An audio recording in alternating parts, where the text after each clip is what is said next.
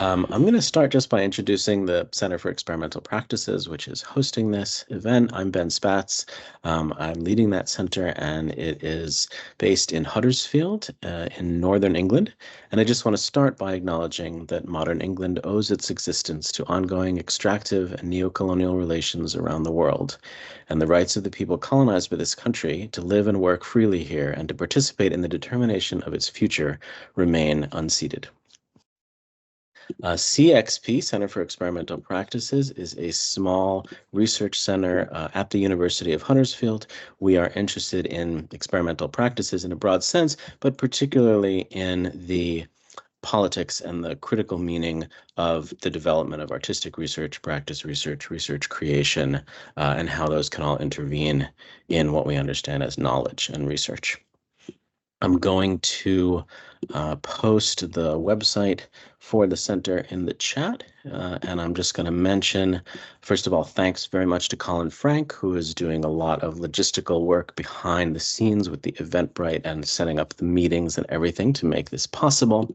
And then I just want to mention some events that we have upcoming. So this is the first of 5 sessions on Whiteness and Sound Studies that we are super thrilled to host. And following that, to be announced quite soon, we're going to have another series called Lines of Flight we're trying to do every year. And this will be called Lines of Flight, New Laboratories. And we'll be looking at new forms of hybrid laboratory across the arts and humanities. So that's all I want to say about Center for Experimental Practices. I'm going to hand over to the brilliant Sophie Fedokaki, who is a former PhD student at Huddersfield and an amazing artist and thinker. And it's really Sophie who has convened this, who has put this all together, who has organized this. Thank you so much for making this happen. Over to you. Hi, everyone. Thanks, Ben. Thank you to CXP as well and to UniArts Helsinki for hosting us.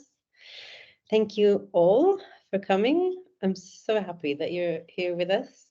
I hope you aren't too disturbed by my screaming child. She's being looked after, don't worry. Thank you for joining us for this first event in the series. Before we dive in, I'm just going to talk for a few minutes about the series and give some framing for the events and a bit of background info about where I'm coming from as a curator and researcher and artist. So the main motivation here is to do the work of critiquing and questioning certain premises and foundations that we work with as artists and scholars, to ask how aspects of our concepts, techniques, aesthetics, and artistic, pedagogical, and professional practices are rooted in whiteness and coloniality, and of course, what to do about that. I see this as part of an ongoing project that runs alongside the work of increasing the diversity of artistic and scholarly canons. And for me personally, the background of this inquiry is years of training and professional practice in classical and contemporary classical music, specifically voice, but also other areas. And as I started to think and write more critically about these fields, I kind of came to the realization that I'd been in a sort of colonial boot camp for so many years, where nobody mentioned the word empire or race or power or class, and even gender was often too progressive for those spaces. And that is itself one of the key ways that whiteness operates in the arts and in other spaces too, by reifying certain techniques, practices, traditions, canons, and by obscuring the systems of power into which they're intricately interwoven. And lately, I've been interested in how that plays out in more experimental areas, or areas that are thought of as avant-garde, areas where a lot of interesting stuff can happen, but also where the air of the cutting edge can kind of mask the recirculation of certain old mechanisms and paradigms. And so as I dove into sound studies, I encountered a now fairly substantial body of work starting, in the early 2010s, that critiqued the whiteness of the field, both in terms of the global north focus of its canon and focus on certain sound recording technologies, but also in terms of certain sonic theorizations drawn from new materialism that cast sound as a kind of pre-political, pre-social phenomenon. And broadly speaking, the criticism of these theorizations is that they naturalize and universalize sound and thereby produce a kind of homogenized subject who can somehow gain access to all of this pre-ontological resonance and vibration through the practice of listening. And so I wanted to put this series together to create this opportunity to discuss these questions with people who are working in these areas, both as artists and as scholars. Why whiteness? I've chosen to frame this series in terms of whiteness rather than something like decolonial listening, which it could also have been. Those framings obviously overlap in many ways. But it was important to me to foreground whiteness because of the ways that institutions, I guess you could say, profess to love diversity while often overlooking questions of institutional whiteness. And as Sarah Ahmed wrote, the institutionalization of diversity can actually obscure racism and the inclusion of diverse voices within the institutional context without the necessary critique of the institution itself can lead, in Ahmed's words, to diversity being used as evidence that institutions don't have a problem with racism. And Ahmed also talks about the colonial inheritance of the university as a well-trodden path. The more these paths are used, the more appealing they seem, and the more other paths fall into disuse and become overgrown. And as you traverse this institutional landscape, you're constantly reminded of how difficult it is, or it would be, to deviate from these well-trodden paths. And so essentially the purpose of this seminar series is to continue to seek out underused paths and to leave traces there in order to make the collective work of deviation just a little bit easier. With that, I am thrilled to introduce Stephen McEvoy. Stephen works with sound, writing, performance, and sculpture. They have led the Laboratory of Sound at the Royal Danish Academy of Fine Arts and have presented work in spaces such as Kunsthal Charlottenborg, Café Otto, Fylkingen, Medicinsk, Museion, and Centrale Fies. Stephen works on installations with visual artists and arts institutions using multi-channel sound design and ambisonics, and they also create the music for the podcasts at Institute Kunst Basel. And they are currently completing the master's program in Art Praxis at the Dutch Art Institute. Stephen, welcome. Hello, can you hear me? Yes. Okay, good. Hi. Yeah, thank you for the invitation. I think I'll just begin, will I? Okay. Yeah, thank you, Sophie. Thank you for inviting me. It's really nice to be here. Also, it feels a tiny bit daunting to be the first, but I'm gonna do my best. And yeah, I think the angle that I'm coming into this is from a sonic arts background. I am what you would maybe call a sound artist. I don't really like using that kind of designation myself actually anymore, and I'll get to that later. But I came into working with sound and working in the visual arts on a pretty long and slow trajectory. Like you said, I'm currently a student. I'm finishing my master's in the Dutch Art Institute, which is this roaming arts academy. I'm currently writing my master's thesis with Anna Teixeira Pinto, who is my theory teacher. It's also about sound, this master's thesis, and it's going to touch on a lot of the stuff that I'm going to talk about today, which is pretty much about I think kind of for me, like setting the frame for what sound is. I mean, it sounds like such a basic question, and it's like in the title, sound studies. But to me, it was something that was really kind of ungraspable for such a long time. But yeah, and before I was in the Dutch Art Institute. I was in the Royal Danish Academy of Fine Arts. Firstly as an assistant to Jenny Graf Shepherd, and then kind of by myself. And it's like a pretty old-fashioned Northern European prestigious art school, which is heavily kind of focusing on the visual arts. They admit a lot more and more, let's say many more students now who work with sound, because I think it's unavoidable, because students these days are working across all kinds of disciplines, even if it's only that they DJ at the weekend. But I still think that's really important. But yeah, you know, institutions take a while to catch up, okay? It's like they don't really see a song as a work of art yet. I feel that teaching in an environment like that also, like, it comes with a big responsibility, because in a school like that, and in kind of this kind of institutional framework, sound is kind of on the periphery. The visual art is pretty much is still the main attraction. And yeah, that means that there's like some kind of pitfalls that is important kind of, I feel, not to fall into. And one major one being that it's like subscribing to the notion that turning to the sonic is a way of overcoming problems with visuality and representation. It might be tempting to do this inside an institutional context where the sonic is a little bit pushed to the side. But I think one thing that's important game not to get into is putting media or the senses into a hierarchy.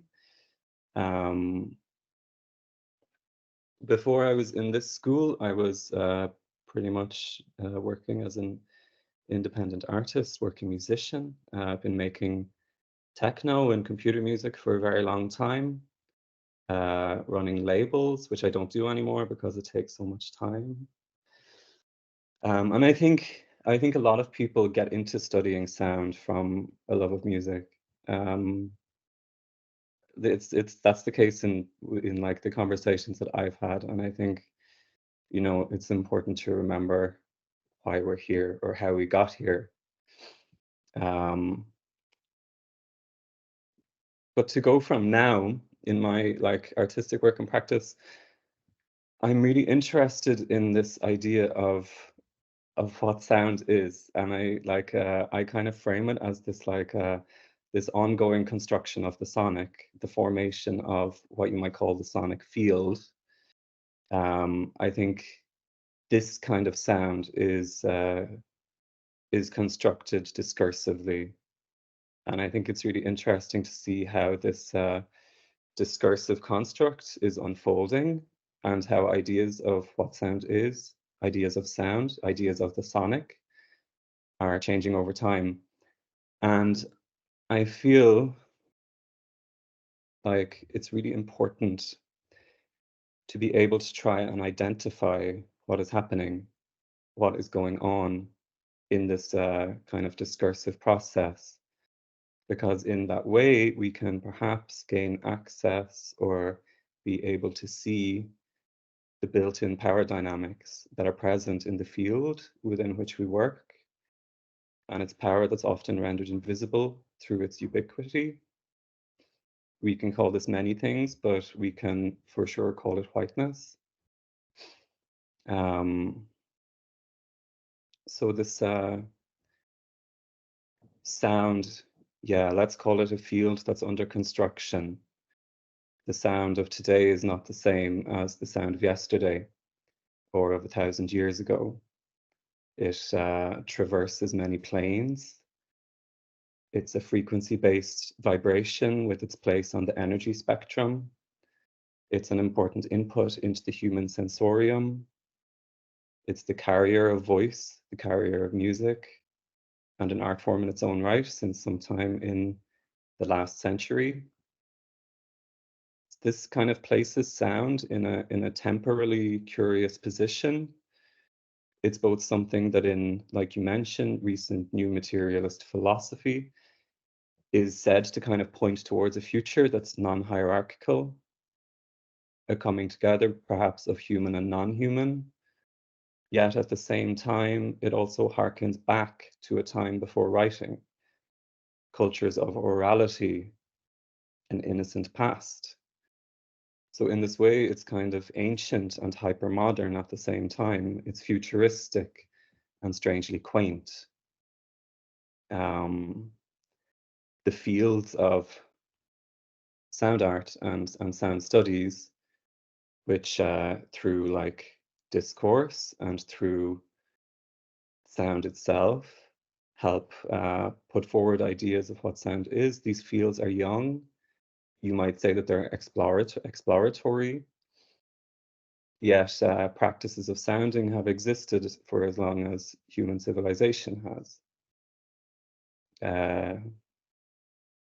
So yeah, in this really famous book, Noise, Jacques Attali proposed to return to the sonic as a way of dealing with growing uncertainty and ambiguity of the symbolic realm, which to his mind was causing a breakdown of Western theory, and was proving to be inadequate in capturing the nature of capitalism.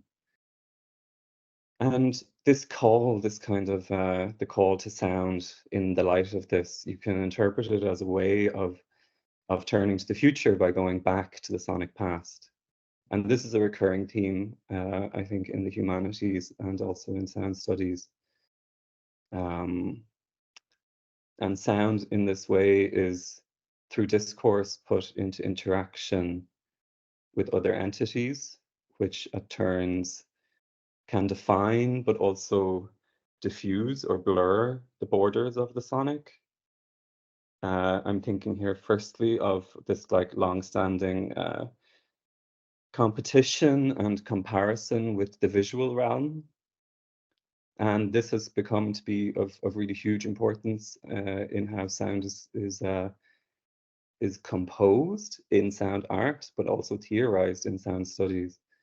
The shadow of vision has influenced both foundational and more like innovative approaches and theories in the sonic arts and sound studies. And it often manifests in both of these fields as a desire to move past sight and to stake out the ground for what sound is on its own terms, whatever that means. And also of great importance in this kind of discursive construction of the sonic, this like construction of sound, have been ideas of silence and ideas of noise. And these are two categories that come up again and again and again. And maybe some of us are sick of reading about these, but they're super important, I feel. And these two categories kind of reinforce and stand in contrast to sound. This trio, this like sound, noise, silence, this triad, a chord, a triple helix. Sound often represents like the positive part of this equation, with noise as this like indeterminate, chaotic other figure. And with finally silence as kind of completing the trio as a way of giving rhythm and negation to both of these former modalities. And let's just say and agree from the outset that both the sonic arts and sound studies are fields that are dominated by white viewpoints and come from lineages that are heavily biased towards Western ideas and epistemologies. And in my own work, I'm really interested in particularly the interaction between the sonic arts and sound studies. These fields are in conversation with each other, and I think it can be really instructive to see where these disciplines intersect and cross over. And some questions that I have about it are, how do they influence each other? What levels are each of them operating on? What claims do each of them make? And I identify a tendency, hold on,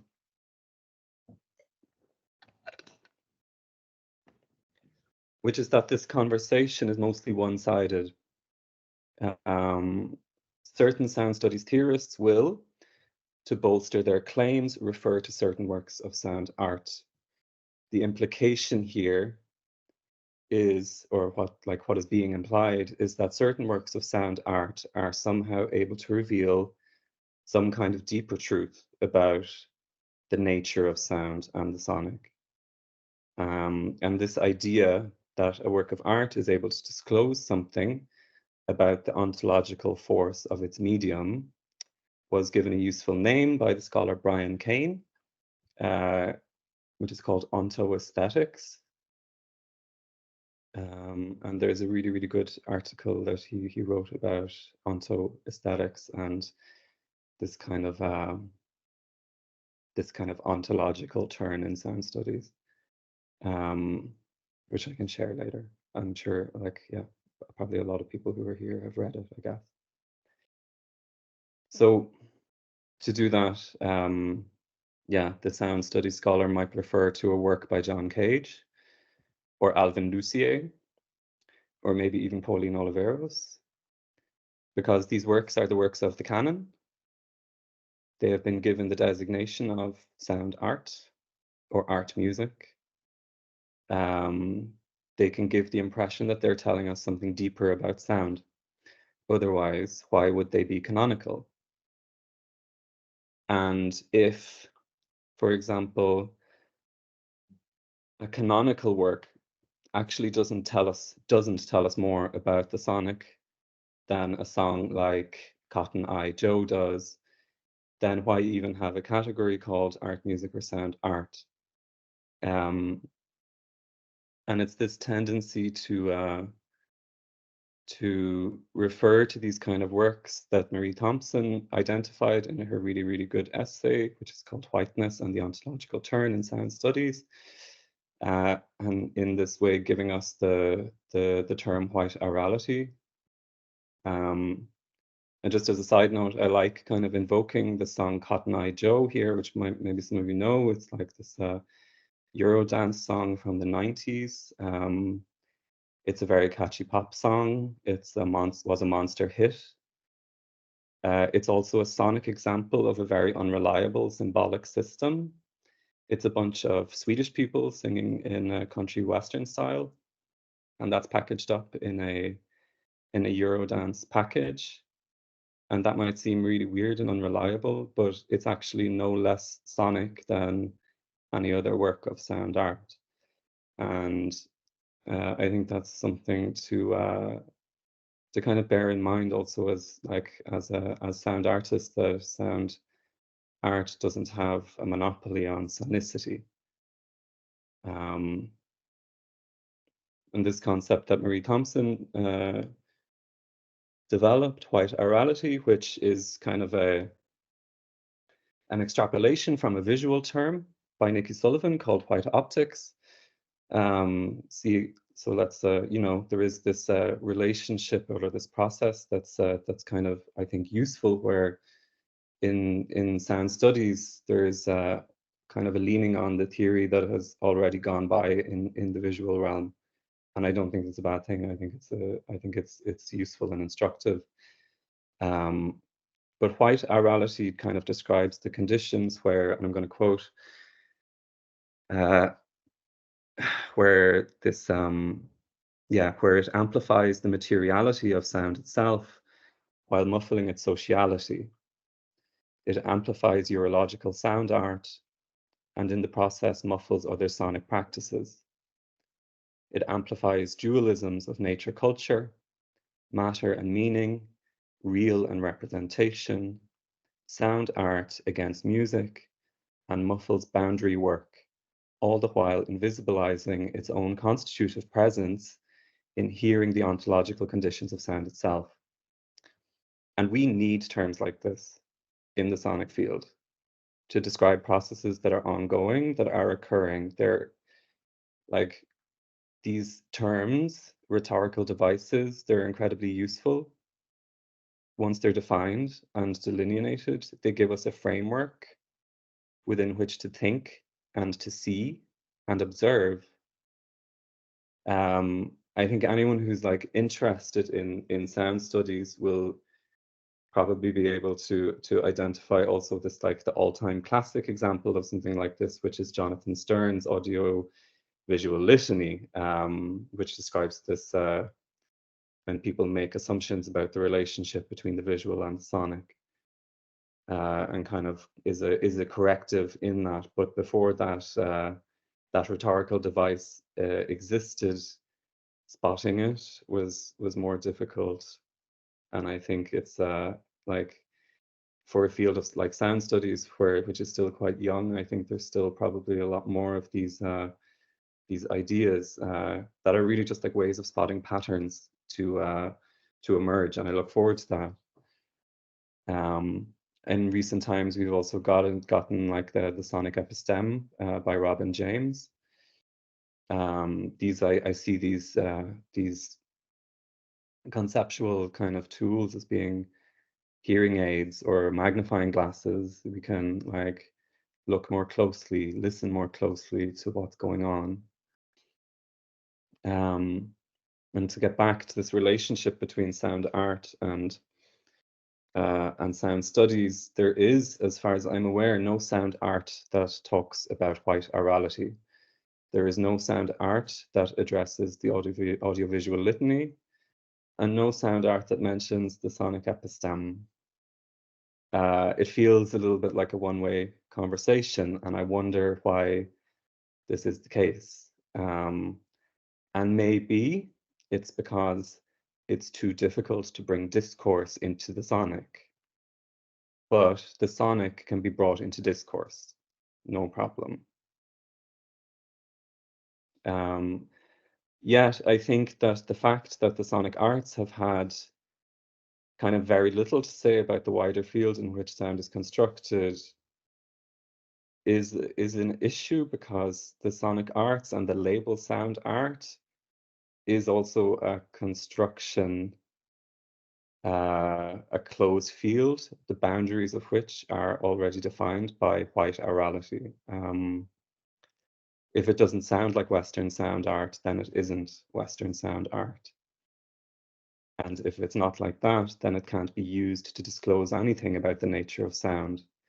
It's like the circle is closed. And this kind of aurality is how people in the West hear. It's how things get designated and classified. It's how one piece gets called sound art and another piece gets called music. And some theorists say that sound art began in the 1980s, others say in the 1960s. Sound studies is similarly a young field. And like the scholar Brian Kane has identified this what he characterized as a split in sound studies, where you have one strand that focuses on auditory culture and another that is kind of concerned with this ontological nature of sound. And he highlights the problem that such a split poses, saying that this this ontological turn, I quote, directly challenges the relevance of research into audio culture, audial techniques, and technological mediation of sound in favor of universals concerning the nature of sound, the body, and media. And at the heart of this conflict is the level at which ontological theories stake their ground. It's something that's kind of slots in underneath the discursive level. It underpins that. These ontological theories have an implicit claim to deeper truth, deeper meaning.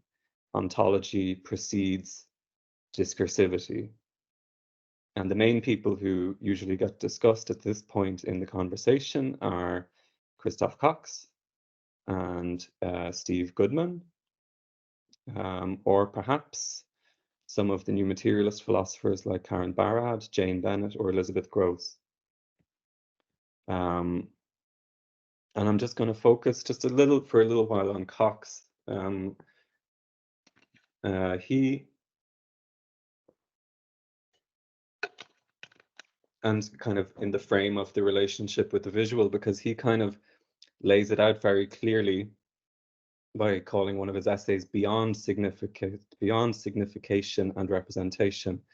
So it's this way of overcoming vision and the visual.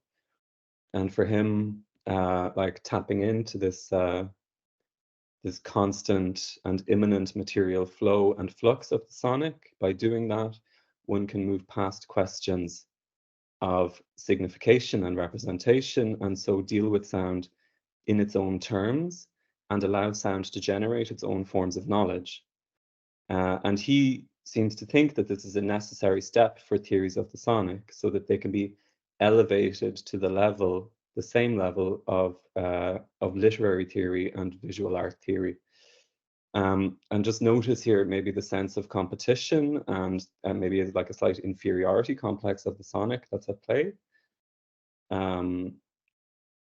We can see that this way of thinking, it's like it really takes more than just a passing glance at the visual. And it's also palpable later on in this essay when he attempts to describe how sonic thinking, I love these kind of terms where sonic gets put in front of something like sonic thinking, but we'll go with it. Sonic thinking can pose new ways of working with visual material as well, and so it's not just a way of working with sound, it's also a theory that can be used for all art. And he writes that we might ask of an image or a text not what it means or represents, but what it does, how it operates, what change it effectuates.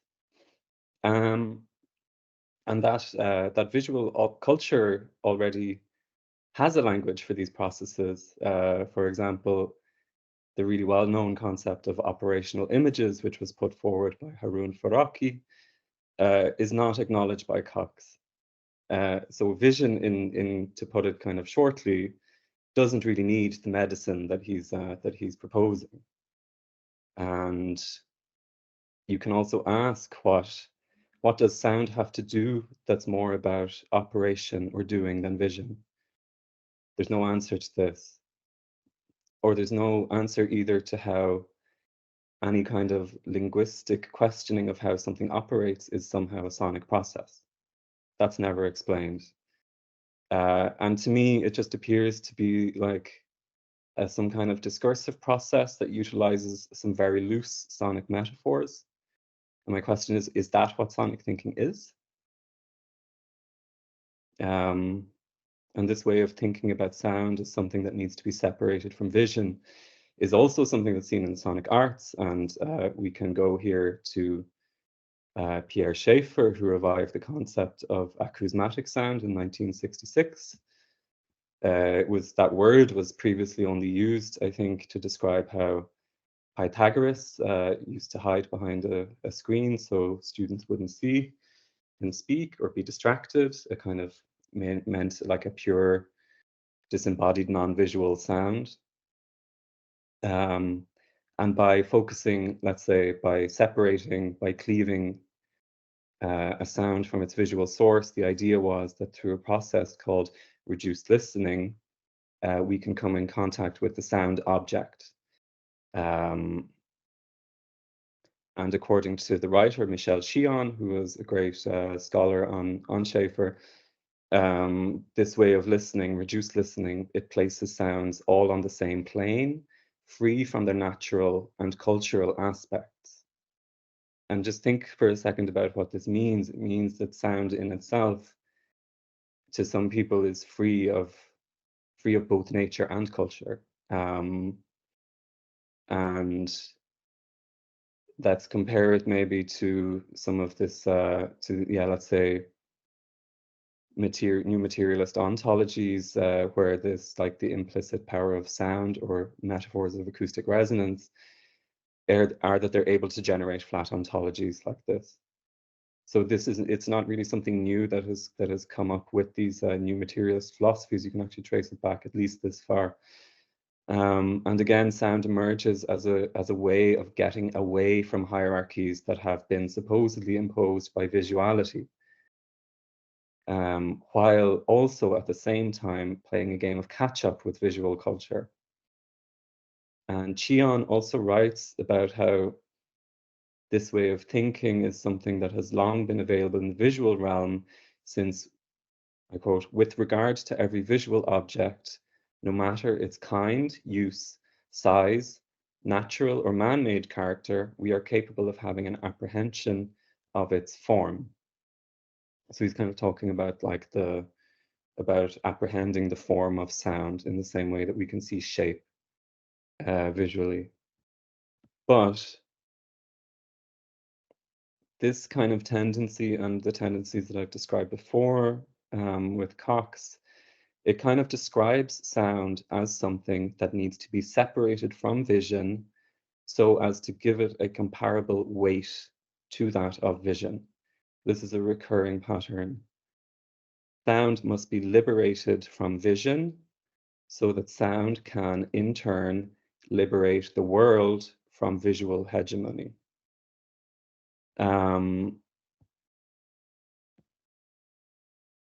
But luckily, not everybody thinks this way.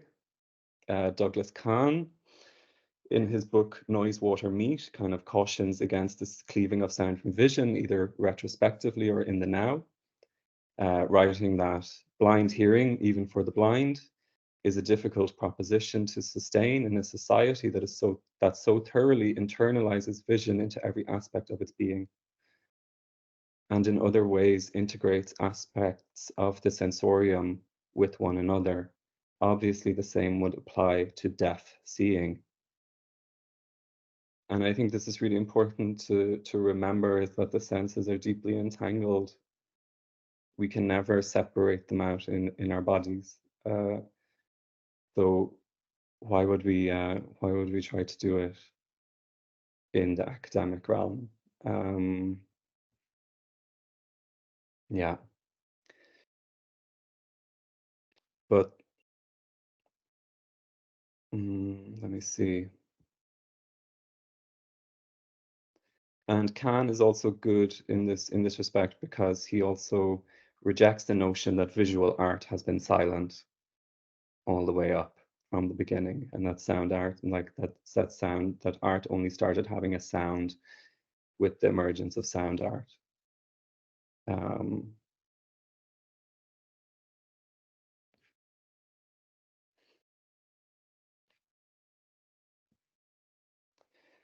And to go back a little bit to vibration, one challenge of working up from a vibratory level rather than from a descriptive and discursive one, this comes as a political challenge, and the challenge is laid to the people who are putting forward vibration as the mode to subscribe to.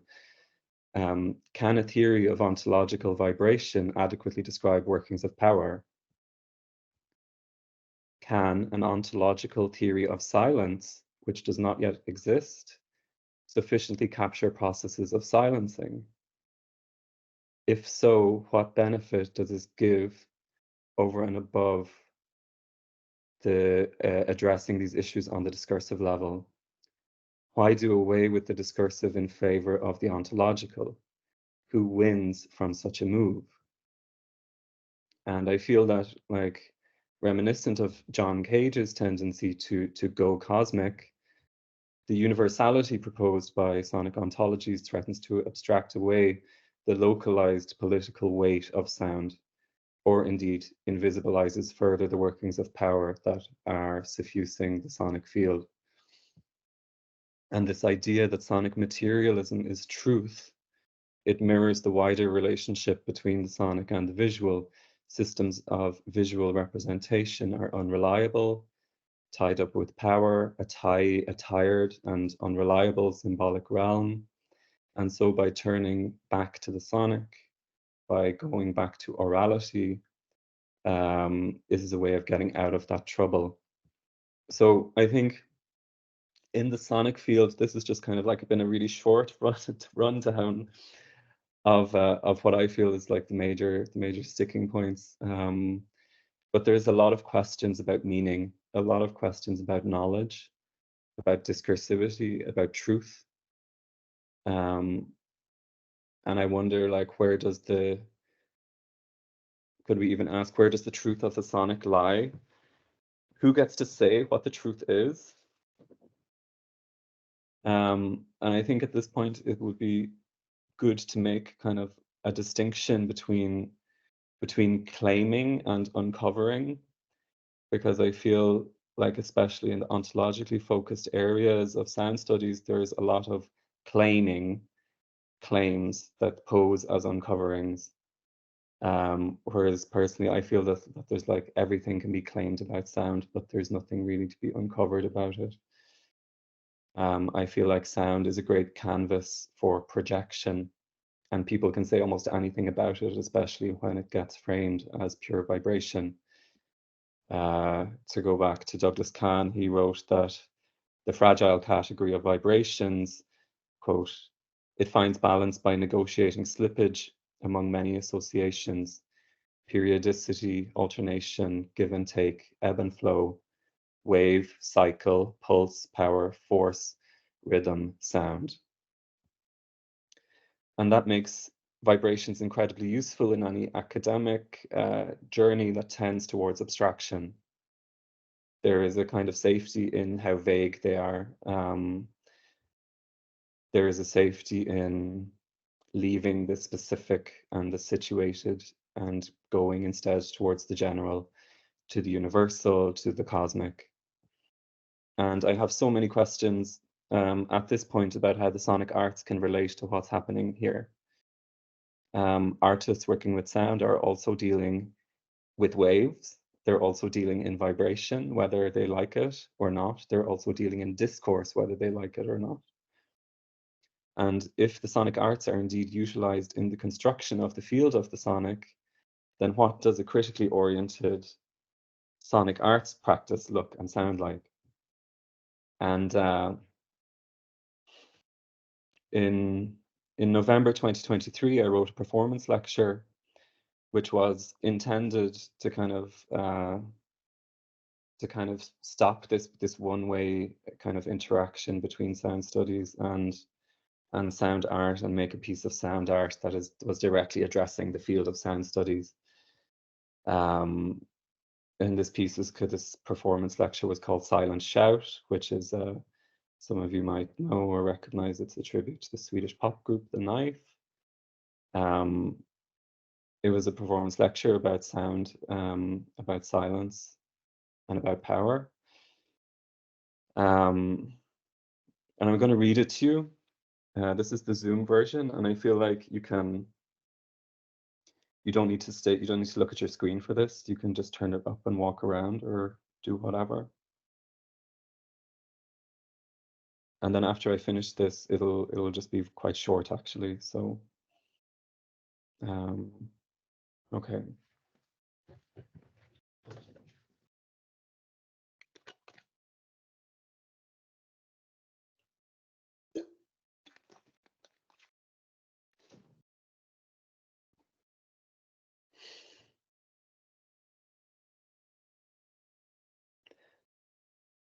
Can you hear me? I can feel your ears on me. Can you see me? I can feel your eyes on me. Are you listening? I want to speak with you about sound and noise and silence. Sound studies, the term that describes the study of sound and the sonic, in Western academia. In 2005, Michelle Hilmes wrote that the study of sound, hailed as an emerging field for the last 100 years, exhibits a strong tendency to remain that way, always emerging, never emerged. By 2023, the belief among sound studies scholars is that the field has not only emerged, but has actually matured, with innumerable readers, books, articles available to be read and studied. This maturity is also claimed in the wake of a sonic turn in the humanities and the many so-called new materialisms, which have a tendency to use metaphors of sonic resonance in their composition. The diffraction of Karen Barad, the vibration of Jane Bennett, the music of Elizabeth Gross. Understandings of sound have tended to develop along certain axes, with one primary axis being that of silence and the other being noise. Noise and silence are often positioned in opposition to each other and as emerging out of each other. Noise and silence, two intensities of sonic nothingness and everythingness, through whose relationality one can understand what sound is and what sound does. Charlie Pride sang in his song Silence, "Silence is four walls that hold no laughter. Silence is a phone that never rings. Silence is a hall without her footsteps.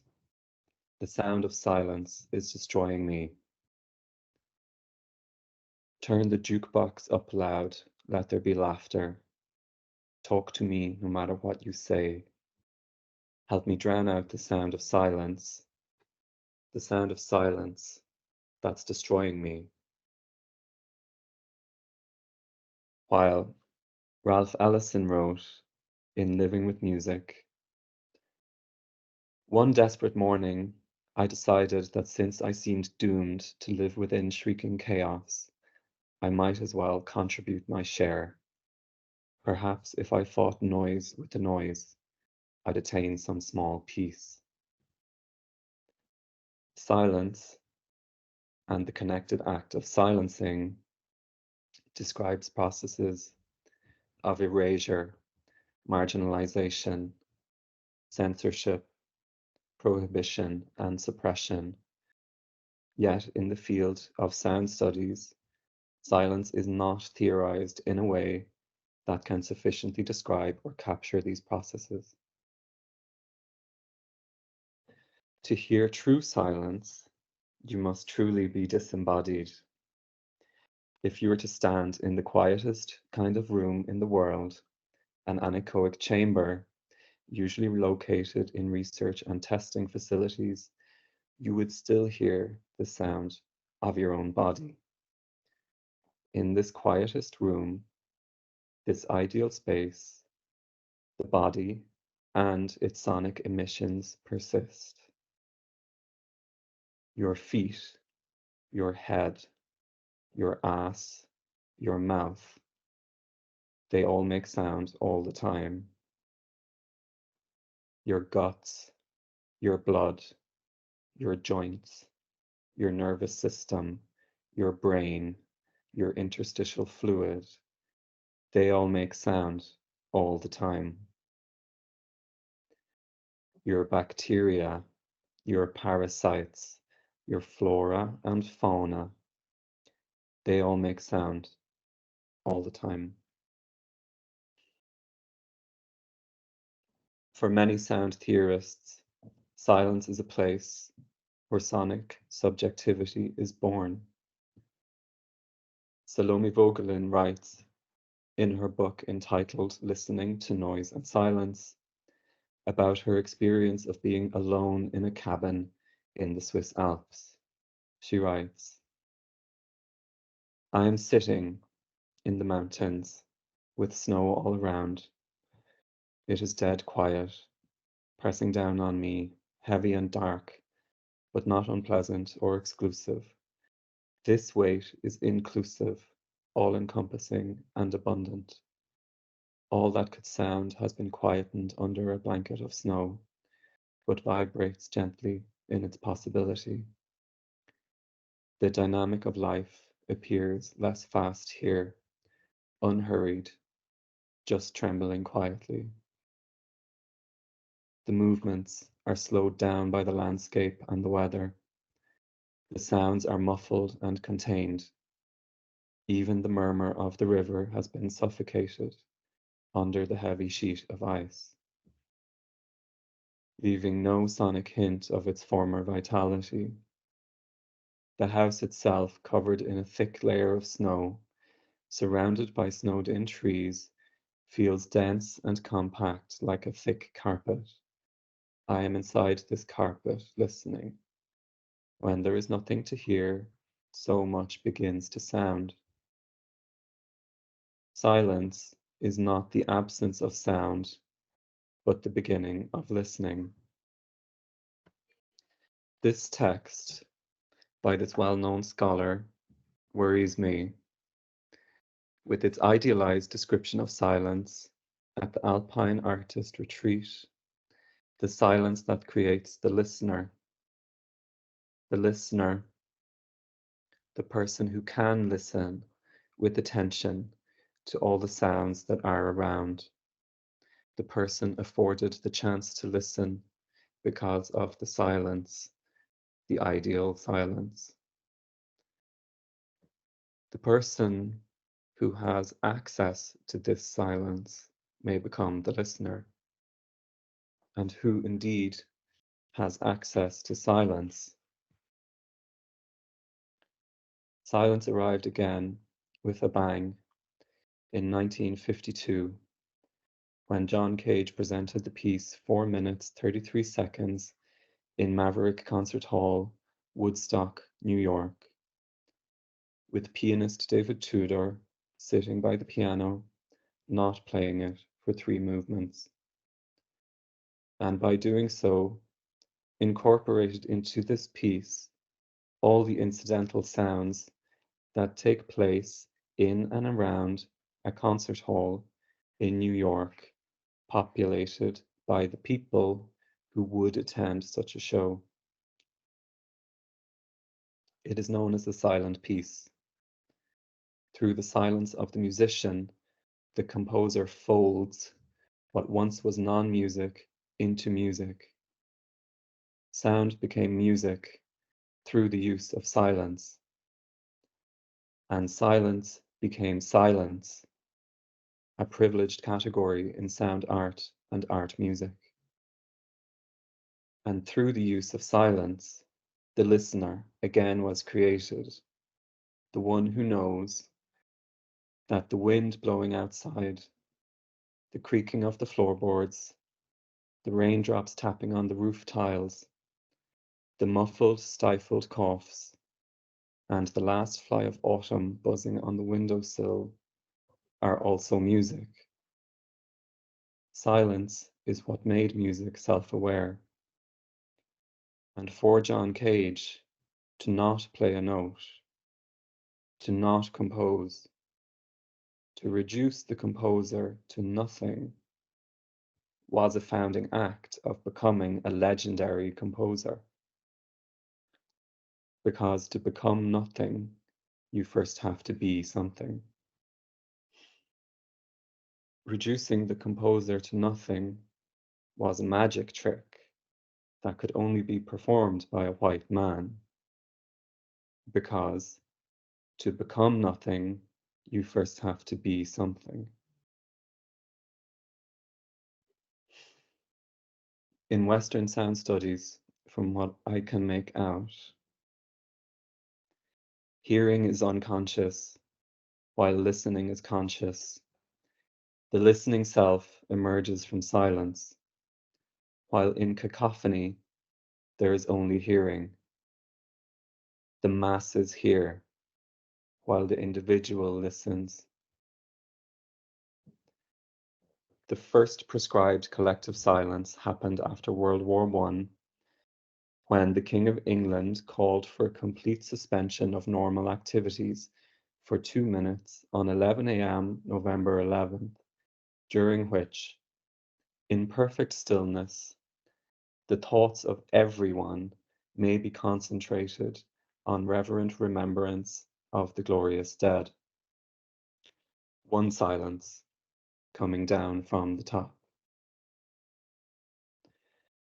Preceding this by 5 months, 10,000 African Americans walked down Fifth Avenue, New York City, in silence to protest lynchings in Waco and Memphis and the East St. Louis riots, where at least 40 Black people were murdered by white mobs. As they walked, Black Boy Scouts handed out flyers describing why they marched. They said, "We march because by the grace of God and the force of truth, the dangerous, hampering walls of prejudice and inhuman injustices must fall. We march because we deem it a crime to be silent in the face of such barbaric acts." Another silence coming up from the bottom. And in December 2023, in an article for the Institute of Palestine Studies, Dr. Nadine Neighbor wrote, "There are no silent vigils during genocide. In the belly of the beast, there are no quiet spaces in our hearts." A cabin in the Swiss Alps and a New York City concert hall. Some would say, well, you have to start somewhere. Why is somewhere always the same place? In the Routledge Sound Studies anthology, containing 72 chapters and more than 1,500 pages, there is not a single chapter on Africa or Asia. Some would say, well, you have to start somewhere. Why is somewhere always the same place? In 2005, Michel Hilmes wrote that the study of sound, hailed as an emerging field for the last 100 years, exhibits a strong tendency to remain that way, always emerging, never emerged.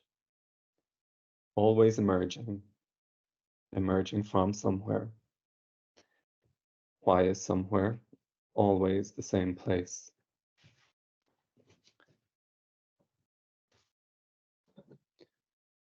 And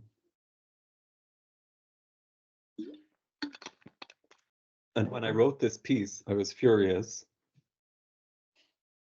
I was furious at witnessing the ongoing, unfolding genocide in Palestine.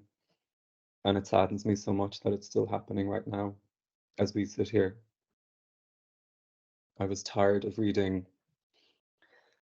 I was tired of reading sound studies books with fluffy descriptions of the sonic. I was tired of reading vague words about sound meaning connectedness, interconnectedness, togetherness. So I don't know, maybe it's funny that I chose orality as the form of the piece. The piece was written, it was rehearsed, but the form is oral. And I perform it, I hope like I'm reading it for the first time. And maybe that's because there is something about the voice, maybe there is something about orality. And maybe then we need to ask ourselves, what about all the voices that we do not hear? And one thing I've noticed is that the more that sound gets theorized, the more that this construction of the sonic emerges, yes, possibly from the shadow of the visual or out of a fight or interaction with noise and silence, it means that what's emerging is this idea of the sonic. And as it does, it then becomes possible to theorize other things through this idea of the sonic. And in practice, that means that we get ideas and theories that are pretty much just words with sonic put in front of it. Sonic thinking, sonic empathy. You can find all of these phrases in the literature. They're all out there. And the danger is that if these theories use an imagining of the sonic that indeed is depoliticized, or does not or cannot account for its own whiteness or power, overt or hidden, then it will just end up repeating the same problems that it claims to be solving or shedding more light on. Or it will take an existing problem and bury it inside a sonic field that appears to be inclusive when in reality it is anything but that. So what is sound? What is the sonic? Is it a kind of liberal, academic, Western, middle-class imaginary of sound? Is that what the constructed sonic is? What good is that to anyone? What use is that? Who will that serve? Who will that emancipate? So I think this is, I don't know, just when we see people writing things like sound needs to be able to produce its own forms of knowledge. Sure, let's agree on that. But what version of sound are we talking about? Are we talking about a depoliticized idea of the sonic? Are we talking about a vague anonymous flux and flow? Are we talking about a kind of streaming blankness onto which one can project all kinds of wishful thinking? And what then of the sonic arts?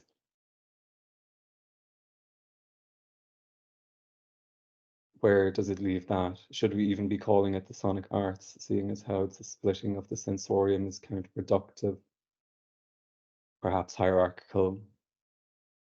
These are the questions I'm kind of asking myself. And I don't really have the answers now that we've come so far, but some early thoughts that I have. We need to demand more from our theories of the sonic if they are to be useful, if they are to be meaningful, if our work is to be useful, if our work is to be meaningful. If they are not, let us not use them. I feel like we don't have time to waste. We don't have energy to waste. I think sound should not be idealized. It is as dirty, as implicit as any other tool of imperialism. Let us remember this. Let us try to understand how. Sound should not have an elevated position. Sound should not be the thing to redeem us. It is not so simple. And there is no sound without politics. And there is no politics without sound. Sound without politics sounds like white supremacy. And this is my starting point.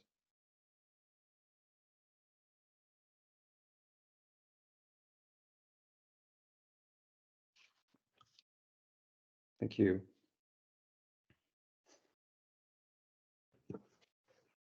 Thank you, Stephen.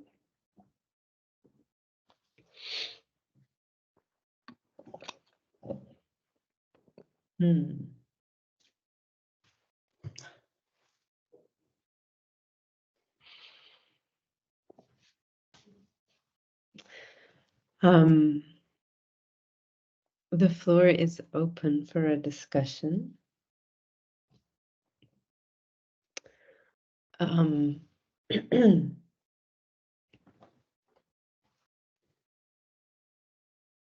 I have a lot of thoughts.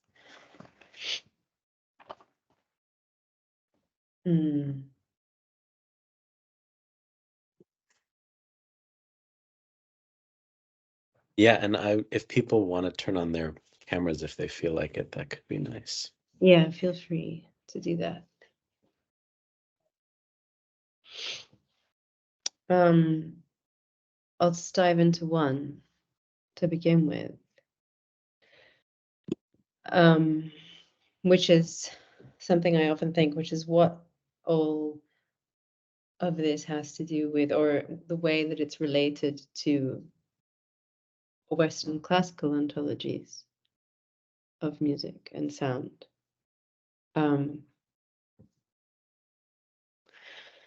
And a particular quote always comes to mind on this by a classical music scholar who, but it's, I mean, it doesn't, you can find this instantiated anywhere, but he writes about, his name's Julian Johnson, he writes about formal patterning, and he writes that classical music derives its, or is distinguished by a conscious attention to its own materials and their formal patterning. And in a way, you that's kind of a summary of a lot of the recent theorizations of the sonic. There seems to be a continuity there from these hierarchical relationships where sound is an abstract formal patterning, and then you kind of go, the person closest to that is the composer who is sort of struck by the divine light, and then it passes down to the person at the bottom of the hierarchy who is the body making the sound. So everything is kind of upside down. And it seems that ontology of sound as a prior, right, as an abstract prior form, that even in its material instantiation always retains that transcendent relation to anything embodied. It seems to me that carries very directly over into sound studies. Well, certain aspects of sonic theorizations in sound studies, let's say. Yeah.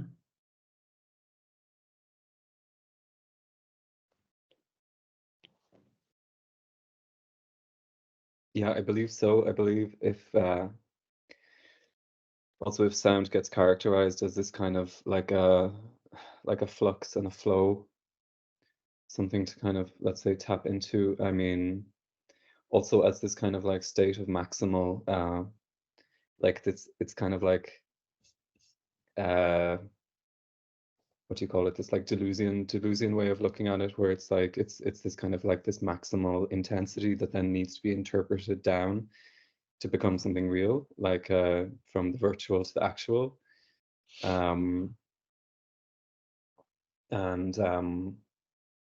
Yeah, and then so the composer then in that kind of configuration becomes the person who sifts through this, who can like withstand like this, like the full meaning, the full blast, and then can make it make sense, can parse it.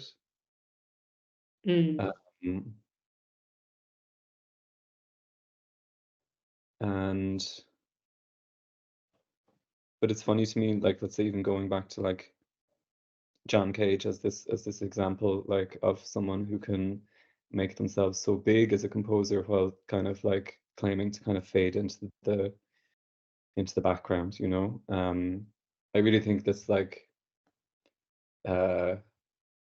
in one sense, it's just like this absolute incredible move that can only be done by one kind of person, you know. And there's loads of different stories as to how kind of he arrived at this kind of at this juncture, and it's kind of like meant to be a combination of seeing these Rauschenberg white paintings, and then kind of feeling like music was lagging behind the visual. So to catch up, then he had to figure out a way to remove the composer to do this kind of like the sonic equivalent of the blank canvas, or the white canvas. Yeah. And then also this like super Western like appropriation of Zen culture as well, which was really popular in the USA in the post-war period. This fascination with it, which kind of also ties in with kind of the role that also the role that the US government played in kind of putting forward like certain American artists in the post-war period too. So it's all like, it's all also very much entangled with the politics of imperialism in the context of the post-war, once you start looking at like people like Cage as well, as the, like, you know, the most famous, best regarded probably post-war American composer, about which, like, if there's any book on sound art, there's usually a chapter on him. You know, he's unavoidable, like, and people like, I think Tara Rogers, in a really, really nice book, Pink Noises, talks a bit about this, about how, you know, he becomes just such a totemic figure through his own self-negation that he ends up actually really overshadowing lots of other practices by other artists and other kinds of people. Yeah, so yeah, I think there's a way that, you know, the figure and the role and the figure's kind of location in the transcendent hierarchy and the transcendent instance of command, like when it doesn't change, as much as the practice changes, there's a real limitation to what that figure can achieve. In the sense that actually the work that's being done there is the work of the figure, you know, of the composer, basically, or of the and that's also a connection, I think, to the Western classical music ontology, which is kind of, it doesn't contain any trace of improvisation in it, even though Western classical music did, of course, for a very long time, was full of improvisation. But that steadily, in the 19th century and onwards, disappeared. And this is something that's interesting for me at the moment. I'm learning about Indian classical music, or just being a student of it, and often have occasion to think of these, to kind of compare. Just I can't help but in my mind these ontologies right around my experience, because my teacher Pelva Naik does talk about the form and the matter of sound, and it is also something that's kind of outside of the body. It's both in and outside of the body. But anyway, one might say that it does have. I don't want to set up an overly easy binary here, but it's been interesting to me to feel the way that she talks about sonic materiality as something malleable, as something that you're kind of leaning, as matter in the world, in a way, as something you lean into and shape. And it seems to me that the fact of improvisation is what makes the difference there.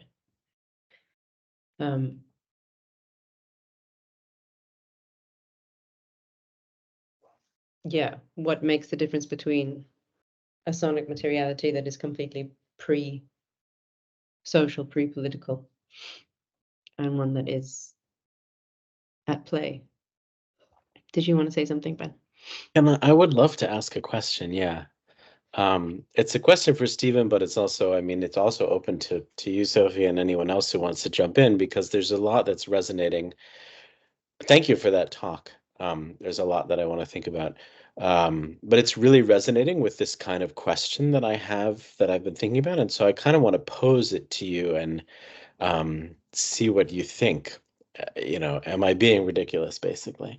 I mean, because I've been developing this kind of reading of some of that work in the 60s and 70s, not in relation particularly to sound or cage. I'm working in more of in a theater context, but that kind of avant-garde moment and these experiments or shifts that were quite radical at that time, and their legacies or lineages in the moment, and how that relates to whiteness. And I think, of course, it's absolutely right what you say, that someone like Cage, that kind of figure, can only do that kind of action because of the kind of power that's embodied in him as a figure and as an individual, and then the way that that has been taken up. But at the same time, I think I when I'm really wanting to push into thinking all of these things in a kind of critical race perspective that's informed by Black studies, and I'm wanting to really um, read for the whiteness in it. And I guess in some way I feel like, pointing out that, let's say, continuity of whiteness from before and after that moment is important, but it doesn't feel to me like it can be the end of the story. And so one of the things that I've been thinking about is the field of critical whiteness studies, which I think is, it faces a similar paradox to what Sophie was just referring to, which is, but this was very explicit in the beginnings of critical whiteness study, which is like, if it becomes if there's anything kind of heroic or celebratory or kind of if it the moment that it claims to be doing something new, let alone universal or transcendent, then it's just white supremacy, basically. And it would be better not to exist. But there is this possibility still to have a kind of modest, maybe, critical whiteness studies that is doing a kind of critical work without claiming to be new. And it's doing that because because it keeps its relationship to the critique of whiteness and the deconstruction of whiteness, and it grounds itself in that. And I guess so I'm really interested in what you were saying about the relationship between sound studies and I'm just going to mute that person. Come in later if you want to say something. I'm really interested in what you're saying about sound studies and sound art. And it's like, sound studies, of course, sound studies can grapple explicitly with whiteness. That Marie Thompson article is great. But then, so then my question immediately is like, okay, in a practice research context, in this context of wanting to speak back in the other direction, like what are the actions that can be taken? And when I think back to, when I try to project that onto that past of someone like Cage, or I've been writing about Jerzy Grotowski, what I see is like, it does seem to me that can be read as a kind of almost like a mode of critical whiteness in that moment. And I think, it makes me, I'm trying, what I was thinking about as I was preparing to ask this question is like, I think what I'm sort of suggesting is like, is there an alternative history that could have, like, a sort of imaginary history where, as you clearly were saying, what has happened is that the move towards silence and vibration and materiality has actually been absorbed absolutely into a kind of heroic universalism of like, this is transcendent sound, this is pure sound, now we've got the truth of sound. And that's exactly not what it would do if it were doing a critical whiteness maneuver. I think if it were actually, if one were to read back and say, well, what would have happened if that moment of Cage, for example, had developed along a trajectory of critical whiteness where it had kind of been like, oh, this is a mode of critical whiteness. It should be thought alongside critical whiteness. This should be framed in relation to critical Black studies. Then we would see it in terms of a deconstruction of what Sophie's talking about, a deconstruction of Western music. Like, so what it made me think was, to answer your question, what is the sonic? And you were saying, is it a kind of liberal? I think, you used the word liberal. I'm not sure what other words you use, but for me, I was thinking that's right. That's the one that did happen. That's the kind of transcendent reabsorption, reappropriation, where it's like, oh, the sonic. Oh, no, now we've figured out what the sonic is. It turns out it was actually everything all along. It's not classical music that was everything and the truth and everything. Now we've got it. Whereas, couldn't there be an alternative pathway that says, actually, the sonic is just a deconstruction of European music? is what it is. That's what the sonic is. It's a deconstruction of European music. So then it has no bearing outside of that. It has no universal kind of solution. It's not something that can be applied in a universal or a transcendent way. But it really is important as a critique of Western music. And that's this reading that I've been kind of coming to about how to think about these lineages from the 60s and the 70s of these moments where they weren't talking about whiteness, but I feel that they were doing something that we actually can use. And I'm interested, I would really like to know if you think that if that's a plausible reading. Well, I think, okay, where to start? I mean,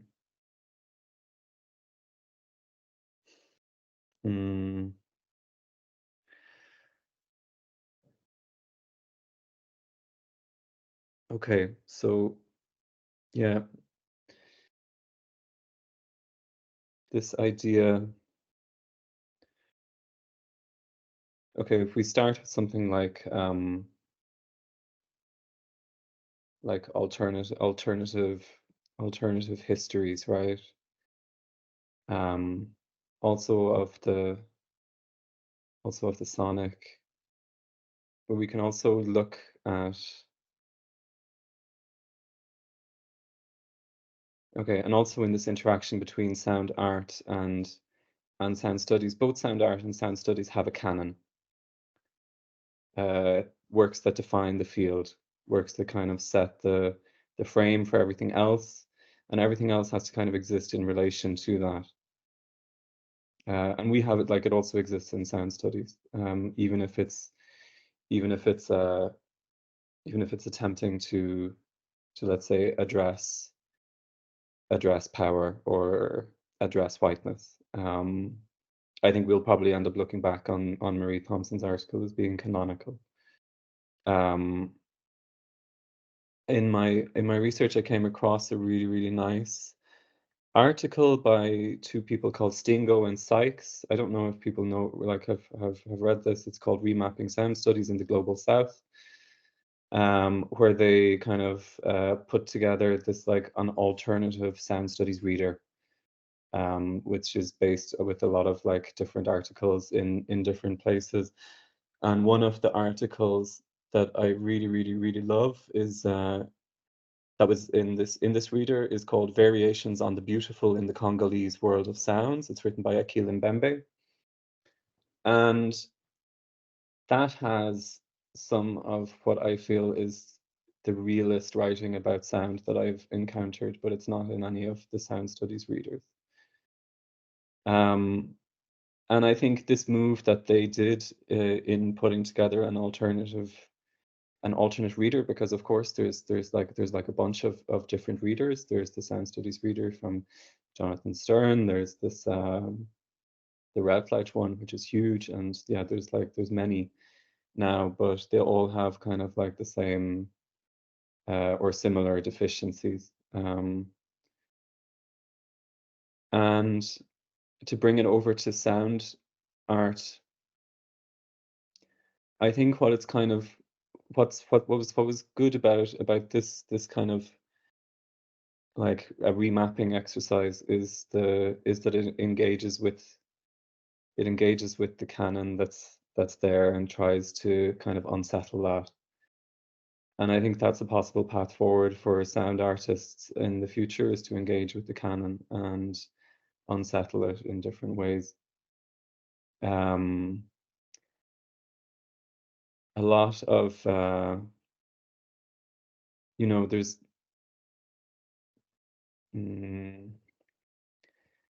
like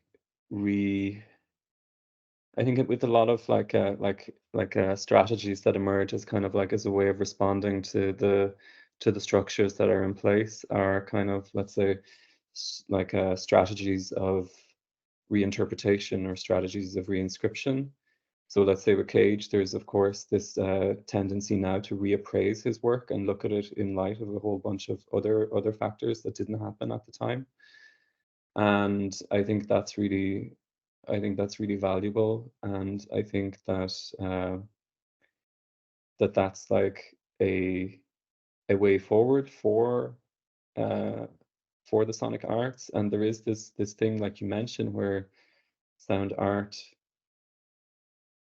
where is its discursive voice? Where can that be found? I don't really have an answer for that question. I feel like let's say with this with the performance lecture that I did, it was the very simple answer, which is the voice is the voice. And the human voice can be the discursive voice of the sonic arts. I don't know if there has to be other ways of approaching it, and I think it's something to really put energy into investigating, also for sonic art to be relevant going into the future,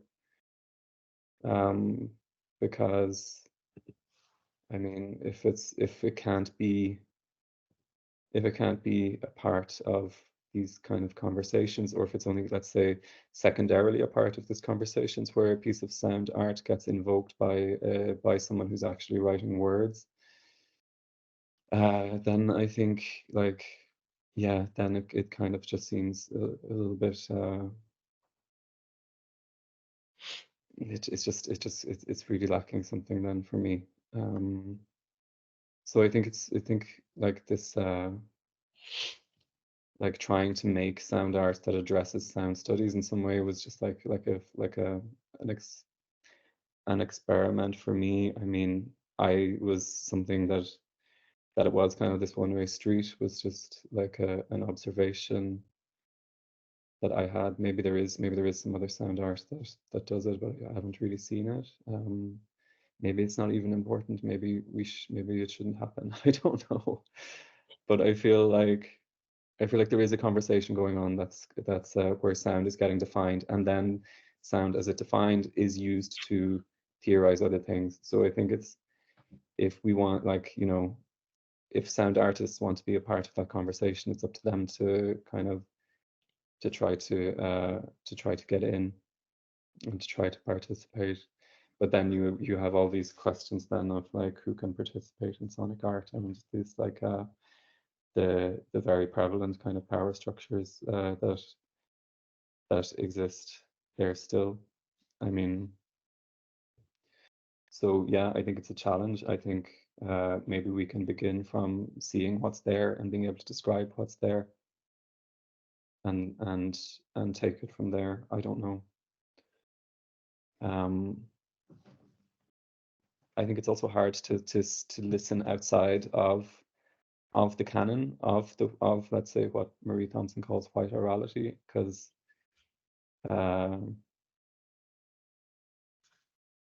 then, or like, it's something to be really conscious of. But then it's like, you might be conscious of that as a singular artist, but then if you try to make your work exist inside a wider context, then the burden is, I think, also on the artist to explain what they're trying to do. So it kind of comes with a discursive obligation, I feel. So I think maybe it's good for artists to be able to do both.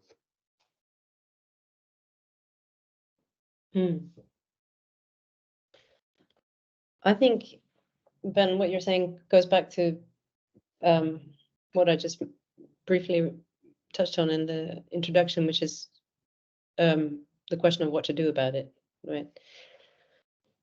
Which is that, yeah, like what happened in that moment was that there wasn't any other way to like, to the people participating in that event, there wasn't any other way to later on, there wasn't any other way to conceptualize what John Cage did other than as a, you know, an active genius that took that was boundary breaking, or inaugurated a new moment in musical practice, and that's precisely because there wasn't any critique of whiteness, right? There wasn't any critical white framing going on, so there wasn't any barrier to the way that act could be understood. Like it couldn't be understood as it had to be inaugurating a new regime of the sonic rather than serving as a critique of simply serving as a critique of concert practice. And I think like as a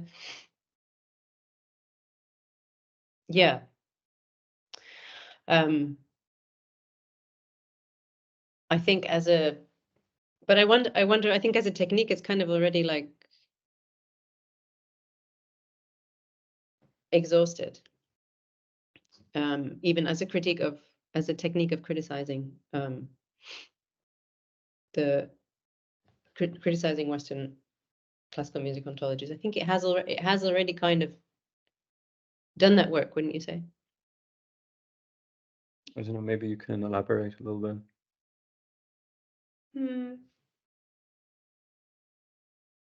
I think just maybe that it does that work of critique. It just doesn't do it within a critical whiteness framework. Yeah. And I think often of a oh, somebody has a camera on. Hello. Hi. Hi. Go for it. Hi, Stephen. Hi, Jakob. Yeah, there's also a hand raised as well, but Yeah. go ahead. Oh, sorry. Oh, no. I just No, turned it's on my okay. camera. Yeah, go for Okay. it. Yeah. Okay, I think it's just a short comment. I don't know if well, I think like thank you so much for your talk. It was really like heavy in many ways.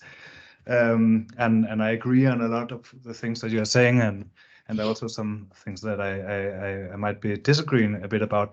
For example, that there is no sound art like critiquing sound studies or going that direction. I think you are totally right in a Danish setting, like we are live in both in Denmark. So and here it's kind of vague or not that much happening, but when I go like around just in Europe to festivals and so on, I do encounter a lot of installations and performances really addressing these questions in maybe not just in sound studies, but also like in philosophy, critical theory, and so on.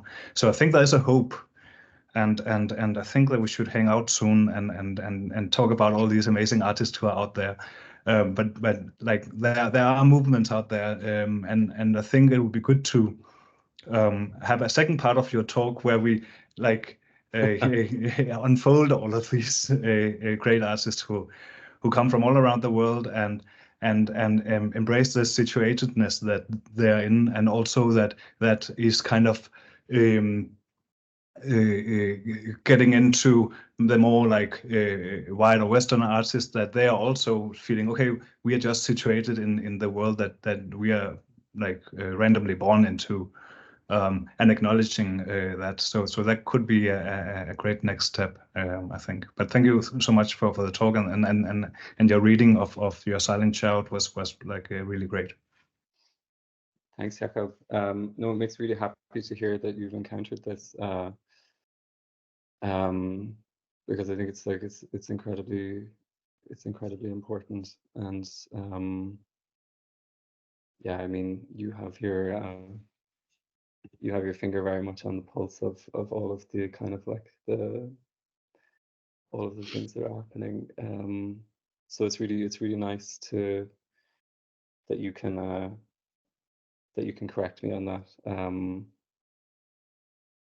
Because in the Danish context, for sure, it does feel like there's really not so much happening in this kind of zone of like what you might like this kind of more critical kind of way for people addressing the field of sound studies, which is in itself also kind of like it's a growing field, but also you might call it a niche area for sure. But yeah, part two, we can talk and do it. Do I need to I don't think I'm able to do something to enable the hand-raised person to speak? Do I need to I do think that? they can unmute. No, I can just unmute. Yeah, Yes, exactly. hi. Hello. Thanks. I was just waiting. Thanks. I'll put my hand back down. Sorry, there we go. I thank you so much, Stephen, for something that really sat with me was in from your piece. Why we always seem to start in the same place, and why we kind of are we return to the same locus. I live on unceded Indigenous territory as a settler, as a white settler. My parents are European, and I live on Turtle Island and in Canada. And there is a Stolo scholar here named Dylan Robinson, who's currently on the musicology faculty at the University of British Columbia. You may be familiar with his essays and writing. He wrote a book that was published in 2020 called Hungry Listening, that dissects kind of the coloniality of listening practice and its imposition, kind of like its pervasiveness globally. In terms of its standard of excellence, it's the way it's presented, it's kind of, the gates that are kept, but also just kind of the decommodification of listening. This goes all the way back to like Marshall McLuhan, another Canadian media theorist. I'm sure folks are also familiar with his writing, but just the need to commodify and standardize, and the way that coloniality affects or dictates the way that we are permitted to listen and act in sound, and then what critique really is, outside of that intellectual, hierarchical, analytical space, where it lives in our cellular makeup, in the sense that we are inevitably sound-making beings. We are hardwired, our retention for melody is born in utero. It's not something that is outside of us. Our proclivity and our impulse to continue to organize sound and to create these systems, in terms of this release from this colonial listening, this system of critique, even. How can we separate ourselves from that clinical othering, that is just kind of perpetual? It's almost as though we can't, especially in the academy that is so hierarchical and coercive and broken, and even in the writing of books, you talked about the return to the orality of humanity, and the kind of comprehensive sensorial mechanism, not as just one stream of sensing. How do we then engage on that level, with sound and I don't know, reconnecting to that primality of sound? Like, how do we do that? How do we find that place?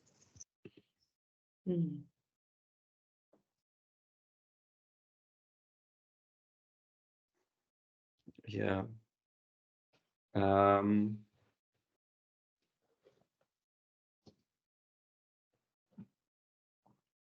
Yeah, I really understand that impulse,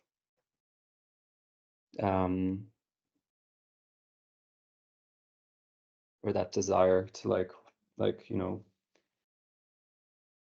to break away from from the kind of the structures that govern even how we sense or apprehend the world. I'm not sure if that's possible. I don't know. I think that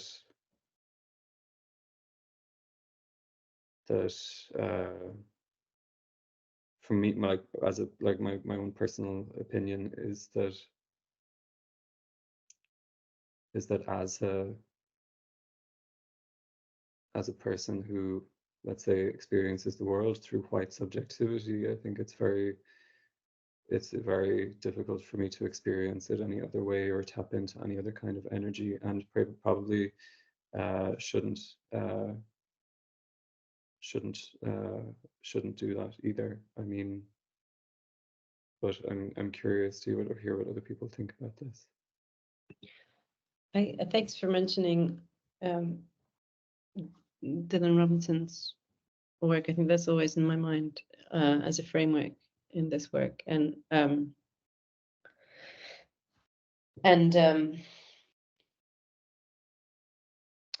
I also want to kind of, in doing this kind of criticism and reading this criticism, I am also struck by a desire to sort of like restore resonance to some other, or to kind of claim it back, because I really think that it's a very valuable idea and phenomenon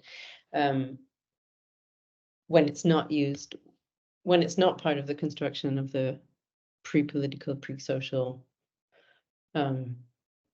sonic ontological, and I think all the time of for example, the traditional music forms from my own culture of wedding songs, of the total feeling that overcomes you when you hear the wedding song, the complexity of your understanding of your temporality, of the arc of your lifespan, the intense affect, and how all of that has to do with that song has a place in the world. It's not a configuration of notes, it's not a score, it's not an abstract form, it's not formal patterning, it's a infinitely complex multi-layered situation that recurs, that repeats, right? Across time. You saw it when you were a little kid, you'll see it when you're an old person, and it will continue after you're gone, and it's been there for a really long time. And of course, Dylan Robinson goes into that in the context of indigenous musical cultures, or cultures where sound, sonic cultures. And it's even, from what I gather, even much more complex in that case, where there are even specific kind of beings in the world that have their songs. And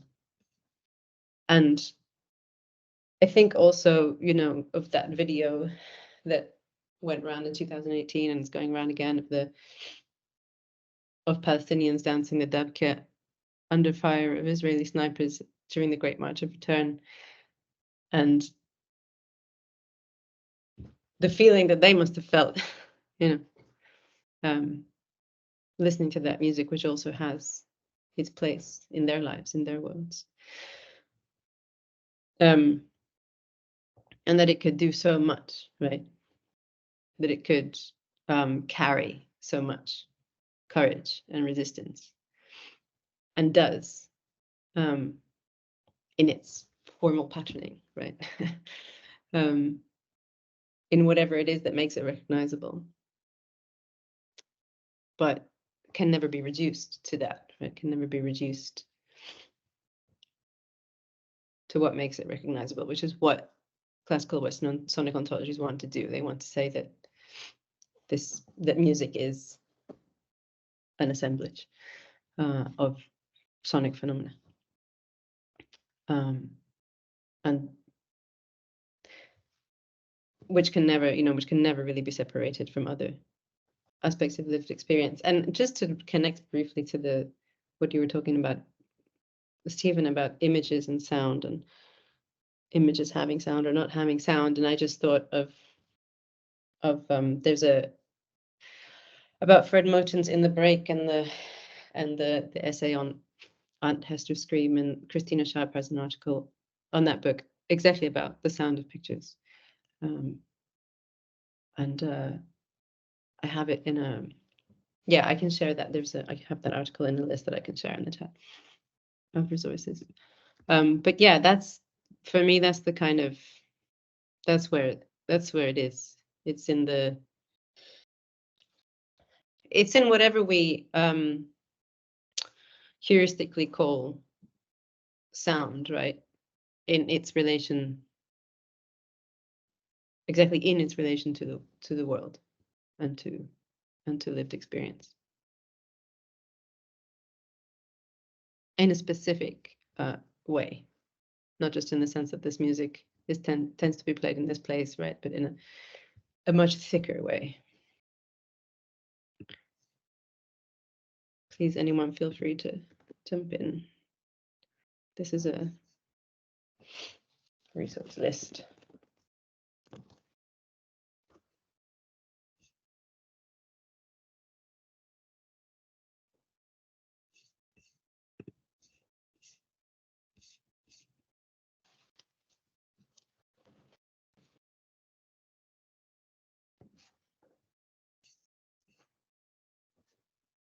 One thing you just made me think about was now that you mentioned Christina Sharp, I mean, this amazing book In the Wake has also been like it's been mentioned in kind of, you know, some of these in these debates about sonic vibratory ontologies, most particularly by Robin James, as kind of as an example of a mode of vibration that's not idealized, as a mode of vibration that's localized, that's personal. It's not universalizing sound, you know, it's not kind of abstracting away power or politics. It's actually all in there, in that vibration, you know. So it's like, so it's not like I in particular have something against, let's say, against vibration, you know. It can actually carry this weight, and yeah, in a really meaningful way, I think. But vibration in itself is kind of slippery in this kind of way, where it's easy for it to become to use it to universalize, Which is exactly the whiteness at work, right? I think. Yeah. Yeah.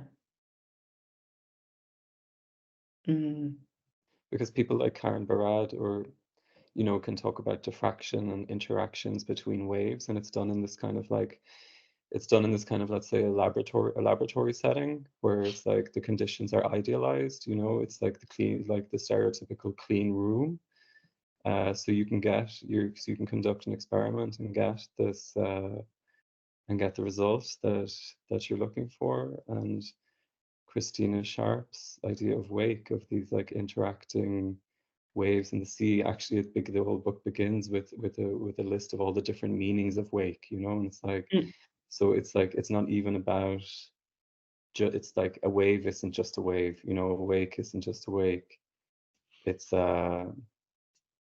not clean. It's like you're never closed off from the world. You're never closed off from power.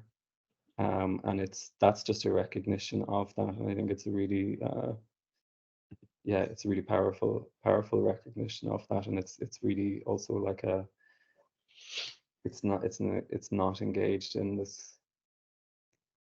It's not saying anything that actually hasn't happened. It's very matter of fact. It's not wishful thinking. It's not saying, oh, wouldn't it be great if everything was flat and we were all the same.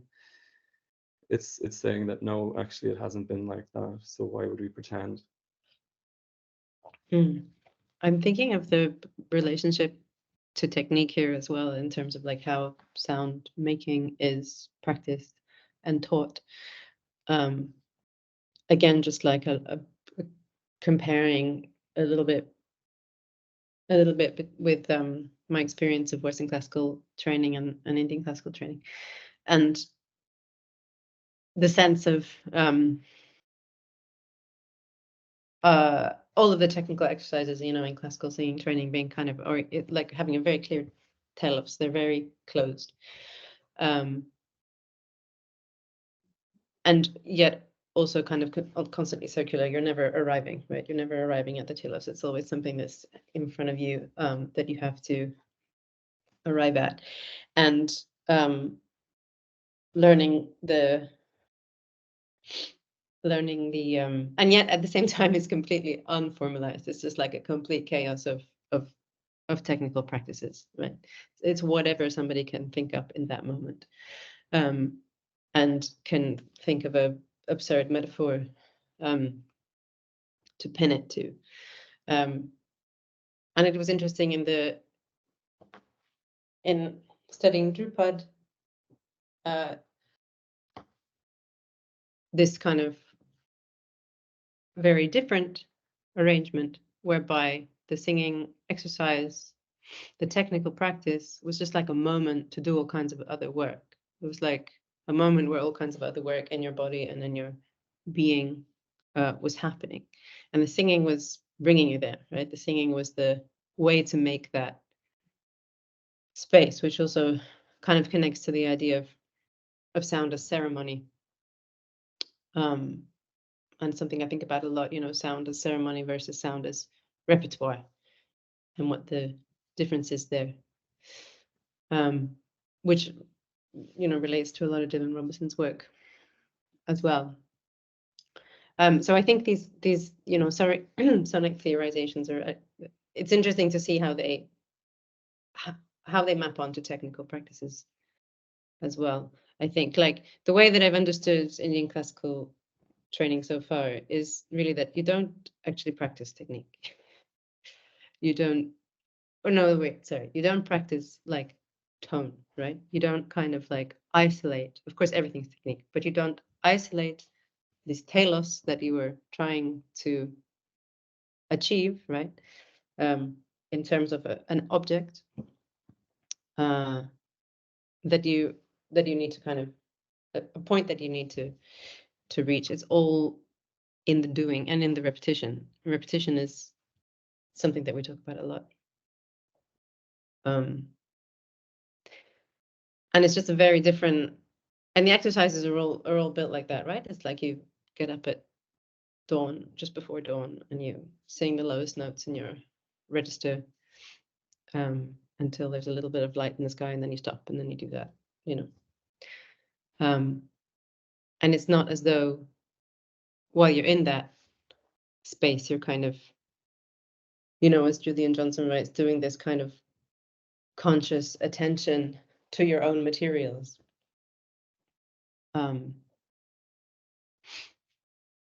Yeah. It's a kind of proliferatory practice. So, you know, you do one thing and then 10 things come out, rather than doing one thing to get to the one goal. And those other 9 things might not have anything to do with what we heuristically call sound or singing. Yeah. I know you have something to say about that, Ben, but we have 5 minutes left. Oh, yeah.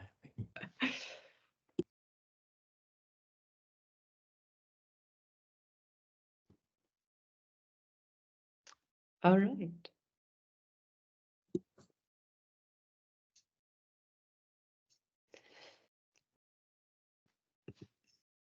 Yeah. Yeah. Thank you, Emilio.